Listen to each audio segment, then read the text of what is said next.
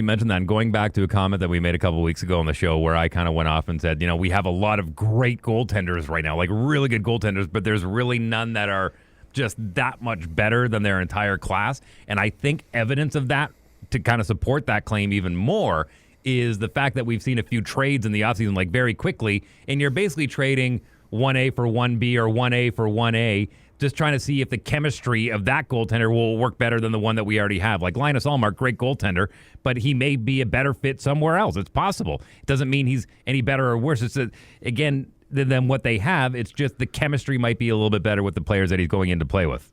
I think that Linus Ullmark trade has to be the first time in NHL history a guy's won a Vezina one season, been a Hart Trophy nominee, and less than a year later, the team dished him, said, see you later. They traded him for Korpisalo in the first-round pick.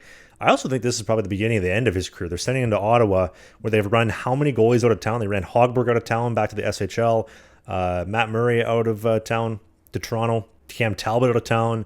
Now they're running Korpisalo out of town.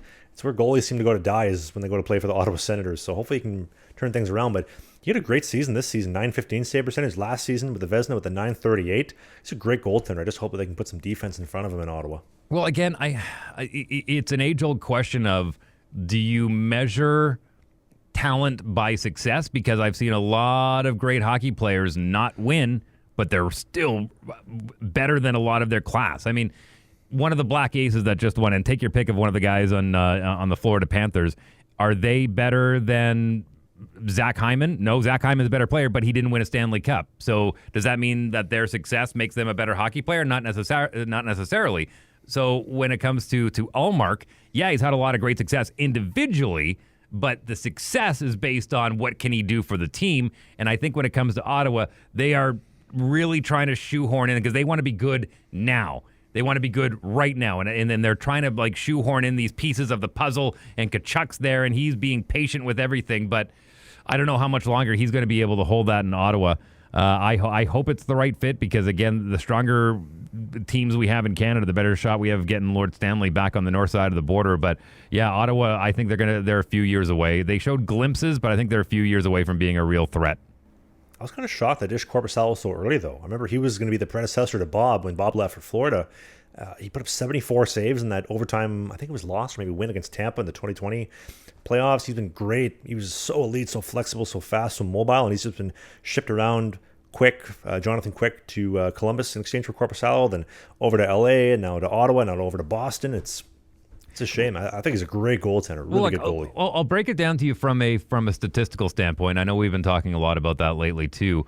We're trying to cram everything in here before the last episode before the summer break, but when it comes to statistical hockey, the same way as if you look at a scouting report from some of the top scorers in the league, they will show you where they score the majority of their goals. You can look on the bubble, NHL.com has it. I mean, Alexander Ovechkin, we all know it's on the half wall, just above the hash marks, on the power play, slap shot, that's where he's scoring the majority of his goals. So the idea is to try and cut that off. Really hard to do when you're killing a penalty. When it comes to goalies, I think a lot of times, and the Oilers figured this out for games 4, 5, and 6, get Bob moving across the crease as much east-west as you possibly can, and let's move that puck around. So instead of Paul Maurice, again, showing what a great coach he is, instead of going, okay, Bob, you need to get across the crease quicker, he says, okay, D-men, we need to tighten up a little bit and cut off those passes, and let's do it before they hit the blue line, because that seems to be where they're scoring their goals.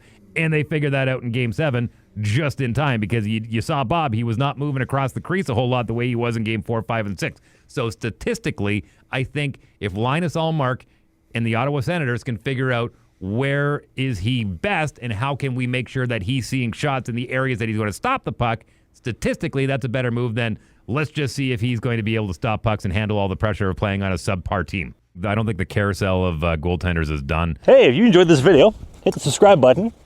We do a new podcast every single Sunday during the season called Sling the Biscuit. It is a non-mainstream hockey podcast, so we talk about my hockey career, the minor pros, Spain, the Fed, you name it, all the stuff that you won't hear in the mainstream news. Music, pop culture, politics, a little bit. Some politics. Thanks for watching this video, and we'll see you soon.